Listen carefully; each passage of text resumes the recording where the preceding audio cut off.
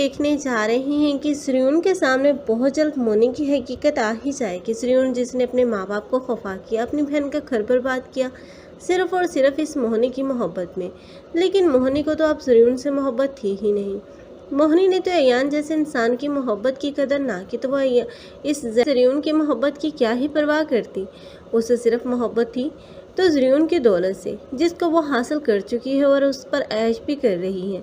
लेकिन अब उस दौलत को हासिल करने के बाद भी मोहनी को अब बहुत जल्द एहसास हो जाएगा कि उसने अयान के साथ गलत किया है। जब वो अयान और मुस्कान को एक साथ खुश देखेगी तो अब तो वो जलन और हसद का शिकार हो जाएगी और इसी जलन और हसद में वो खुद से ज़रियून को भी दूर कर लेगी। ज़रियून के सामने भी अब मोहनी की स्लेट खुल जाएगी। ज़रियून को इल्म हो जाएगा कि मोहनी जो कि सिर्फ़ और सिर्फ उसके पैसे और दौलत की लालच में उसके साथ थी और उसे तो उससे मोहब्बत थी ही नहीं। ज़रियून भी अब पछताएगा कि क्यों उसने मोहनी जैसी लड़की को अपनी ज़िंदगी में शामिल किया। लेकिन फिर भी वो कॉम्प्रोमाइज़ करने के लिए तैयार होगा। लेकिन मोहनी है जो कि उसे खुला ले लेगी और वो अयान की ज़िंदगी में वापस जाना चाहेगी, अयान की हमदर्दी समेटना चाहेगी। अयान मोहनी के साथ हमदर्दी के सिवा कुछ नहीं कर पाएगा क्योंकि कल तक जो मोहब्बत थी वो आज नफ़रत में तब्दील हो जाएगी और वो मुस्कान से मोहब्बत करेगा और उसके साथ अपनी ज़िंदगी में मूव ऑन कर जाएगा।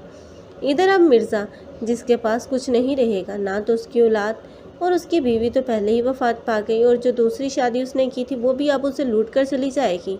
मिर्ज़ा अब पछताएगा कि क्यों उसने अपनी पूरी ज़िंदगी ही अपनी औलाद को नीचा दिखाने में गुजार दी और जिस दौलत पर उसे घमंड था आज वो भी उसके पास ना रही।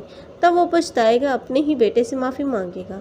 आप लोगों को ये ड्रामा कैसा लग रहा है और मोहनी का अंजाम आप लोग कैसा देखना चाहें, कमेंट सेक्शन में अपनी कीमती राय का इज़हार लाज़मी करें। मज़ीद ऐसे रिव्यूज़ के लिए हमारे चैनल को लाज़मी सब्सक्राइब कर लें। अगर आप लोगों को हमारी वीडियो अच्छी लगी हो तो वीडियो को लाइक करना मत भूलिएगा। अल्लाह हाफ़िज़।